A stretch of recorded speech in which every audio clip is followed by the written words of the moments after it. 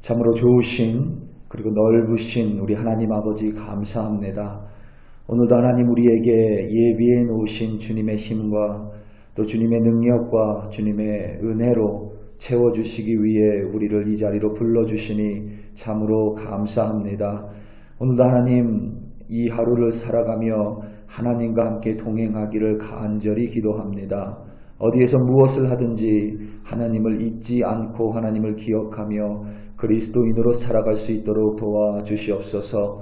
우리를 받아주시고 우리를 용납하여 주시고 우리를 용서하여 주시며 우리에게 구원의 생명을 내려주신 하나님의 넓은 포용력과 하나님의 넓은 관대함을 가지고 우리 또한 오늘도 다른 이를 안아주고 끌어안으며 그를 용납하며 살아갈 수 있는 하루가 되게 하여 주시옵소서. 그리하여 오늘도 우리 한 사람 한 사람을 통하여 오직 우리 하나님만 드러나기를 간절히 기도합니다.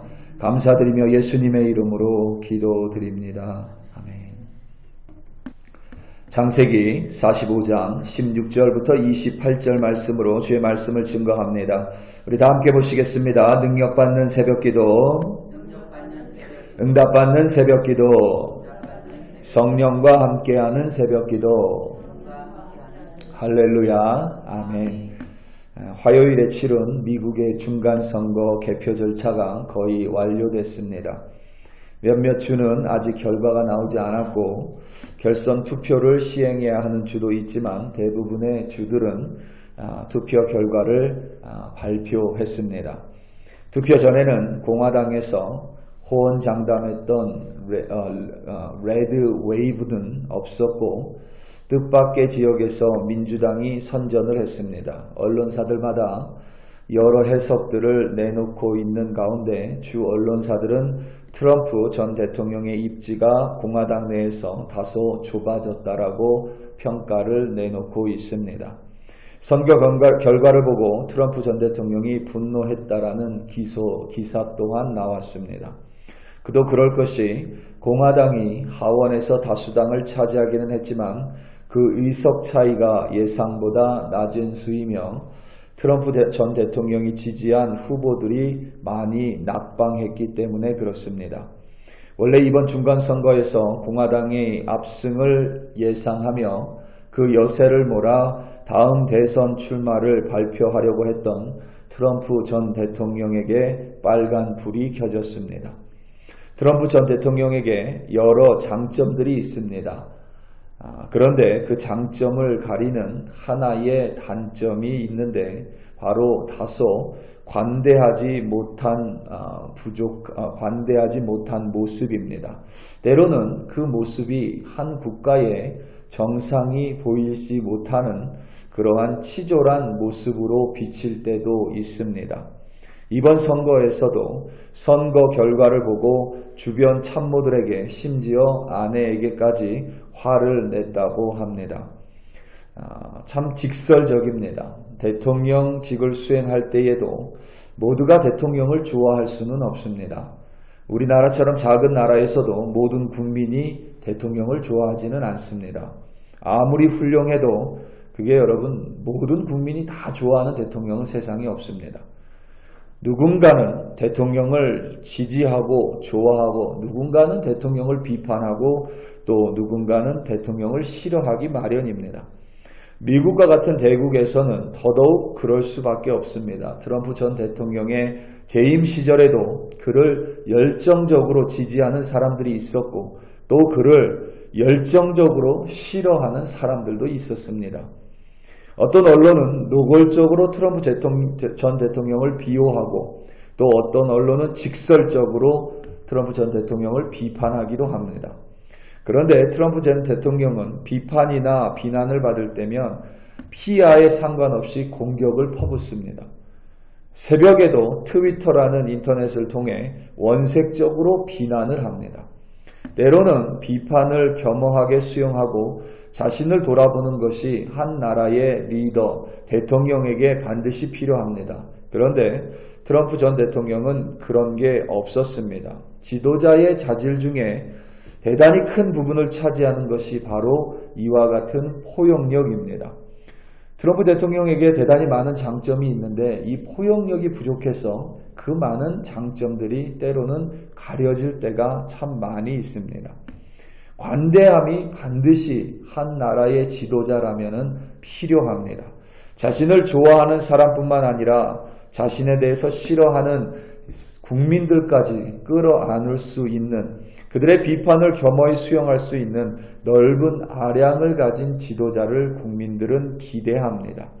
비단 대통령뿐만 아니라 우리 믿는 자들 또한 그와 같이 포용력과 관대함을 가지고 있어야만 합니다. 그 이유는 간단합니다.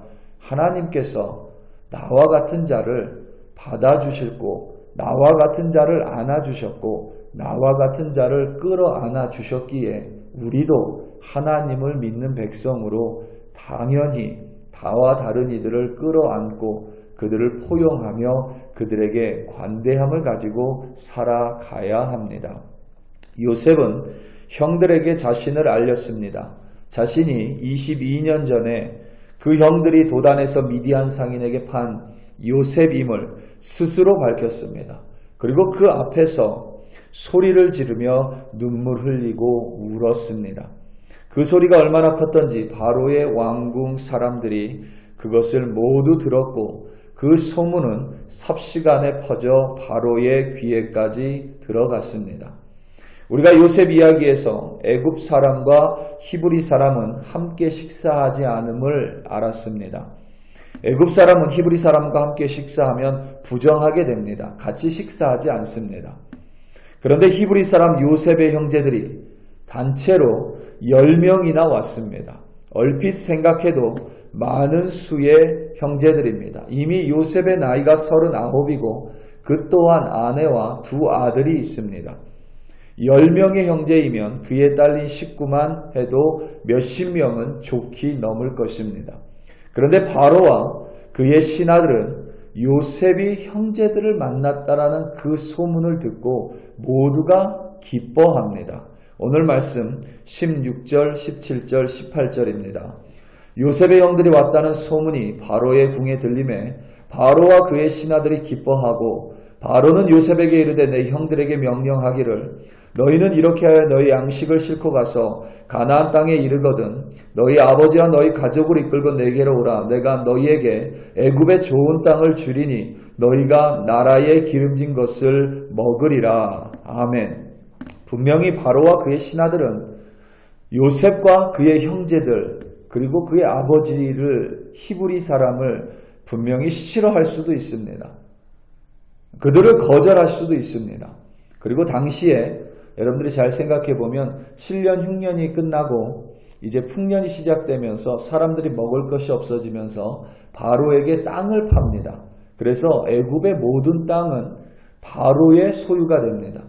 요셉이 그 땅을 주고 싶다고 해서 줄 수 있는 것이 아닙니다. 바로 왕이 그 땅을 하사해야만 땅을 받을 수 있습니다. 분명히 바로와 그의 신하들이 요셉을 싫어할 수 있음에도 불구하고 거절할 수 있음에도 불구하고 언짢아 할 수 있음에도 불구하고 그들은 모두 마치 자신의 일처럼 요셉이 형제들을 만난 것을 기뻐합니다.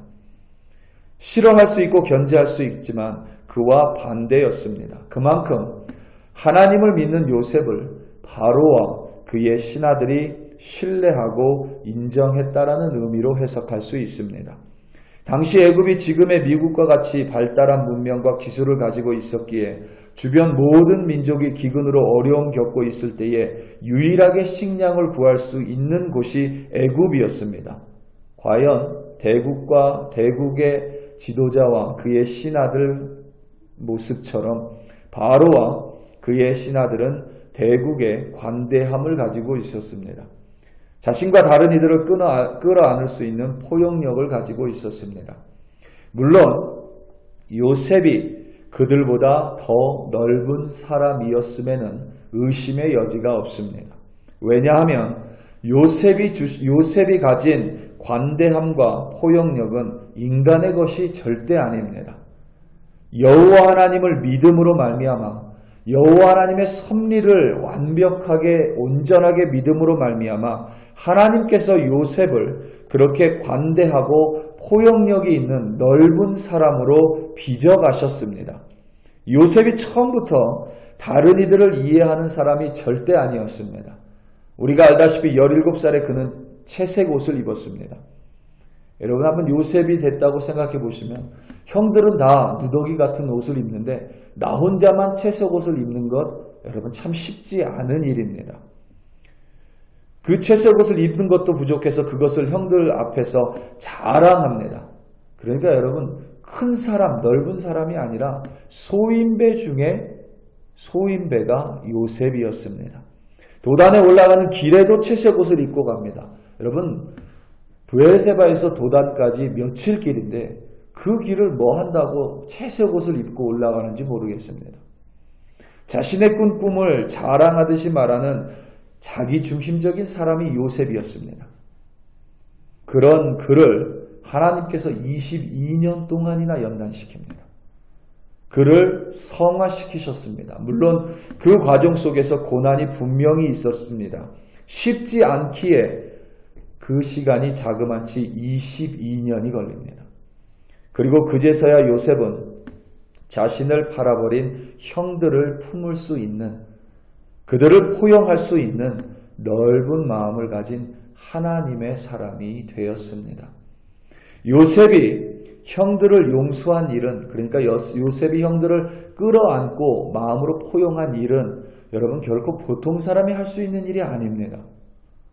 인간의 힘과 인간의 능력, 인간의 지성, 인간의 이해함으로 절대 여러분 불가능한 일입니다. 여러분 한번 요셉이 돼서 생각을 해보시기 바랍니다.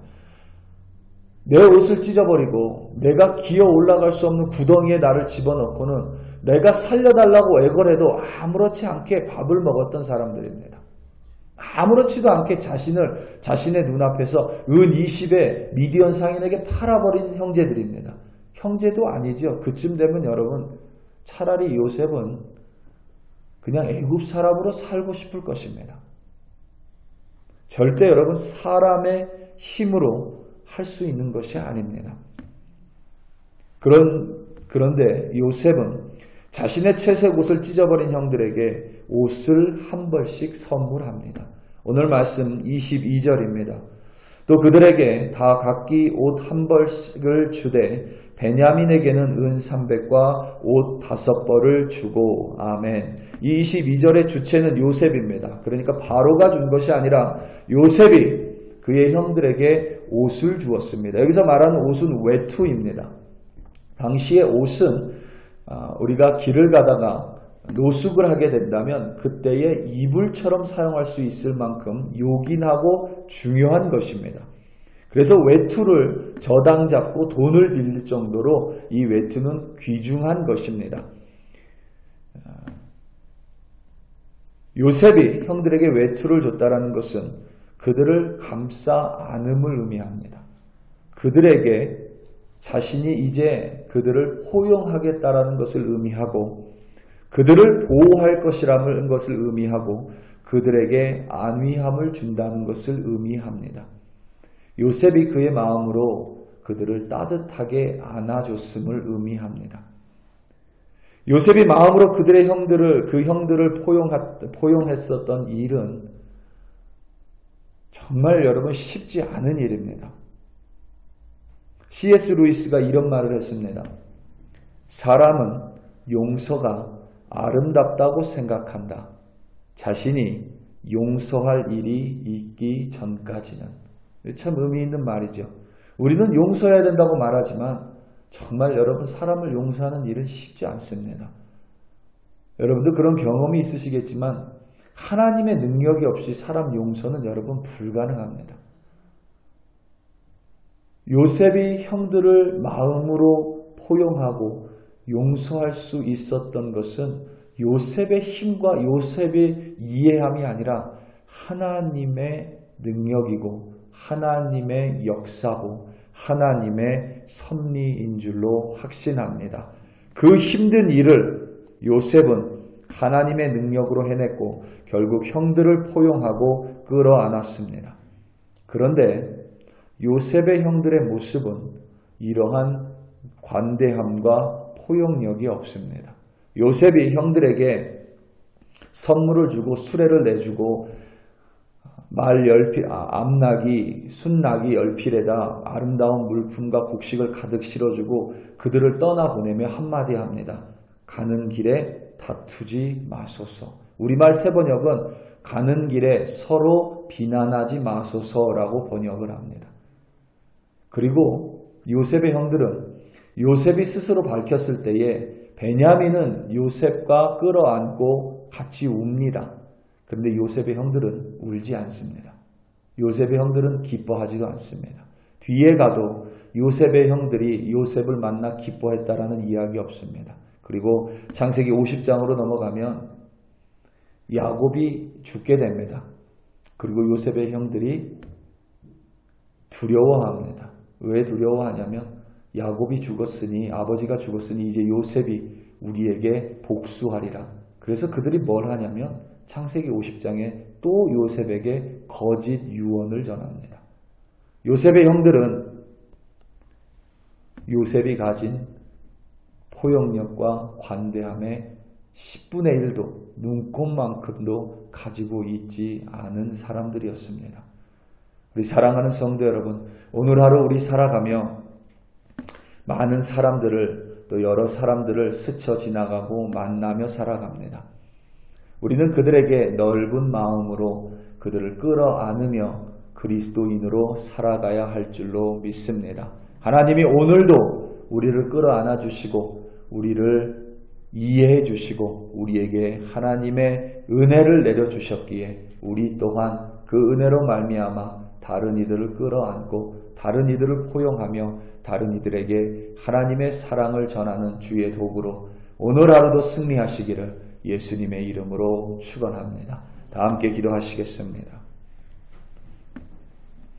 이 시간 특별히 함께 기도할 때에 우리 선교사님들 위해 합심하여 기도하기 원합니다. 특별히 우리 이민우 선교사님 비자 문제로 여러 가지 기도 가운데 있습니다. 하나님의 섭리 가운데 그 땅 가운데 체류할 수 있는 기간을 하나님께서 풍족하게 내려주시기를 우리 이민우 선교사님 위해서 기도해 주시고 또 우리 김창우 선교사님 건강 위해서 기도해 주시며 우리 도미니카의 김현철 선교사님 건강 위해서 또 하나님의 선교사역 위해서 또 여러분이 알고 있는 목사님들 또 선교사님들 또 사역자들 위하여 우리 시간 다 함께 주여 한번 부르시고 합심하여 기도합니다. 주여 할렐루야 할렐루야 할렐루야. 하나님 아버지 오늘도 우리 한 사람 한 사람을 끌어안아 주시고 하나님이 기도의 자리로 불러주시며 하나님 우리를 포용하여 주셨기에 오늘도 하나님의 힘과 능력과 은혜로 살아갑니다.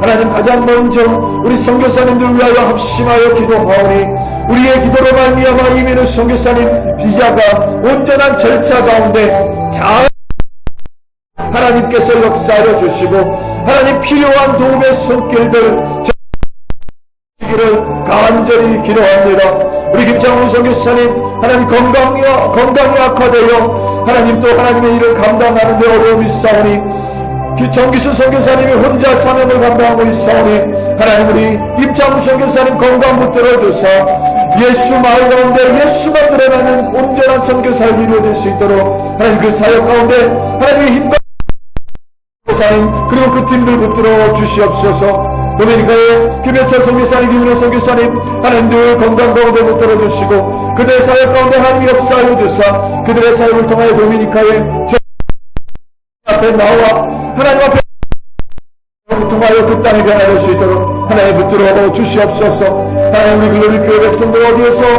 무엇을 하며 어떤 이들을 만나 살아가든지